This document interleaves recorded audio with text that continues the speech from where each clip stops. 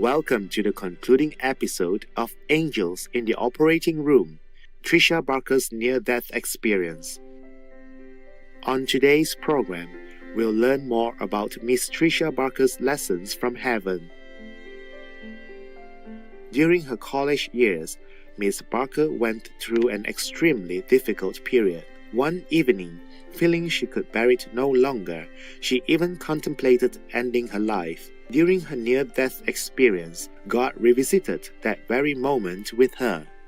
When I look back at that moment, He showed me all the options that I could have had. I could have gone outside, looked at the stars, prayed under a tree, taken a walk, called someone, a friend, an acquaintance, my neighbor, anyone, a family member, and say, I'm hurting, help me. And I think people need to know that they can reach out to others in community and that they can make it through those moments. And one of my reasons for coming back is to show compassion to students who are in those moments. So when a student would tell me that he or she wanted to kill himself or herself, I'd walk with them down to a counselor. I'd pray for them. I'd keep talking to them for weeks and saying, what can you do? What little actions can you do for the next 30 days to make your life different? Because a lot of times accomplishments, believe it or not, help people get over suicidal urges. If they get that A in that class, if they pass that class, if they get the degree, if they get the job, then they start believing in themselves and the world a bit more. And so sometimes it's just that reminder of you can keep going, and here are some steps to do it. So I saw that because of all the pain that I had gone through in my life, I was a good person to reach out to people who were hurting. Miss Barker believes that overcoming fear is one of life's greatest challenges. In the classroom, she teaches students one technique for doing so. It's like at the heart, we all want to be good. We're not always living from a place that's good, but I think our true essence and our true divine nature is to be connected with God. And it's generally fear that prevents us from being in that flow of God. It's very easy in a classroom to get rid of that fear, because even the most hardened kids, so even kids who were running drugs across the borders, who were in gangs, a lot of times they were so certain that they had no other choices, that their life was doomed, that they weren't smart, that they had no power, that they felt very bad about themselves. And all these choices were made out of fear and out of deep sadness. And I just began to show them, you have other options. Do you like to fix cars? What if you were on a TV show where you were fixing cars instead of doing what you're doing? What if you had a great auto mechanic shop and a family, and you never worried about the police ever finding you or ever putting you in jail? What if you just lived a good life? And just that thought alone sometimes was enough for someone to go, yeah, I have other options. And so a lot of times light is very simple. It's just knowledge. It's just knowledge how to live a better life. If someone behaves negatively toward us, how can we change the situation? Miss Barker has the following suggestion. As a teacher, I would face students who would call me names, who would say things that are unbelievable, but I would know that that's about them. It's not about me. That anger and that hate was something that had been done to them and something they had learned. So we had to get to the bottom of that. And once we got to that underlying current, then we could begin the healing process. And I could teach them how to be different, how to look at this world different. Sometimes humor helped. Sometimes there's a variety of things. But if you can get to this level of detachment and go, what these people are saying and doing has nothing to do with me, and it has everything to do with them.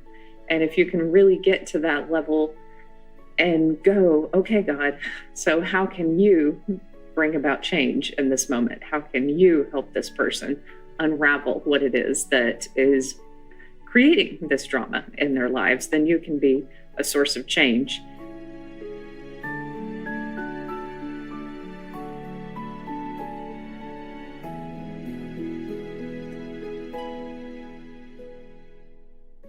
We'll take a moment now to thank God for our precious earthly lives. We'll be back after this important message.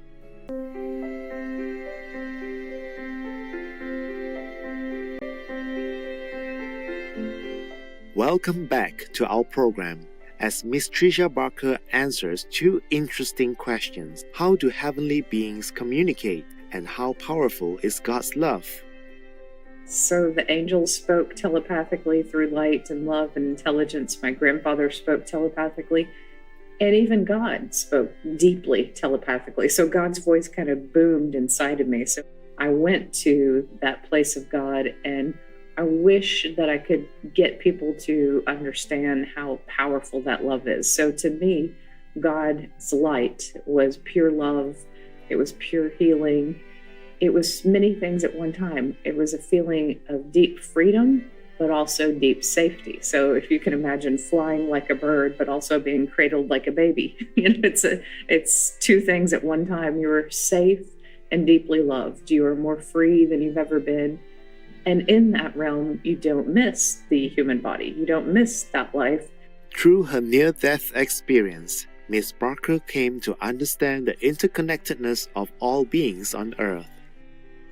I do feel that there's that oneness, that sense of oneness is so healing for humanity. It's because you realize, oh, we're connected, and everything I think affects someone else. Everything I do affects someone else. So why not be in a loving state for myself and for others? That's the best way to be. And I think that oneness concept, though, is really about a greater sensitivity. And I think a lot of near-death experiencers do come back with greater empathy and greater connection to other people.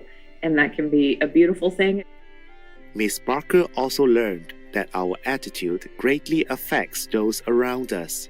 She shares how, in each moment, we can help make the world a better place. I do feel that each moment has the potential to either spread love or to do nothing or to create fear. And why not spread love whenever possible? Why not remind people to take better care of themselves, to give more love to their own hearts, to give love to their pets, their children, their family members, this world, brief interactions, that every moment is either spreading light or it's not.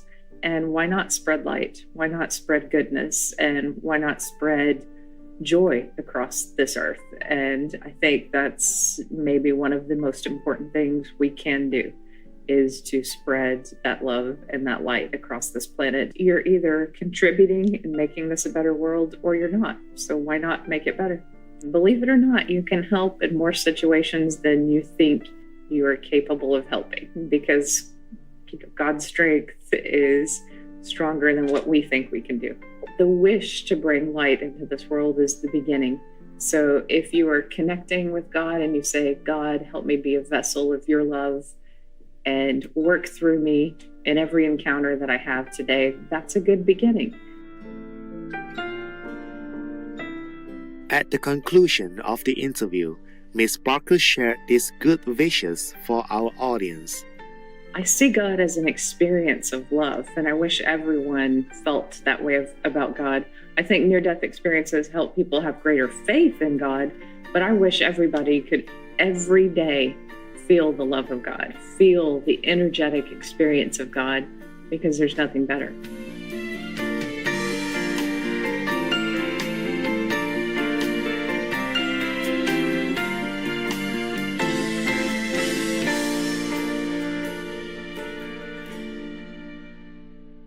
Thank you for watching, and I hope that my story has brought you greater faith and greater love and greater connection to the divinity and to everyone around you.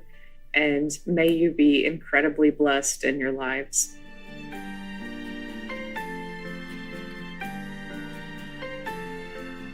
We thank Miss Tricia Barker for sharing her time and love with us. May God bless you on your noble journey. For more information about Miss Tricia Barker, please visit triciabarkernde.com.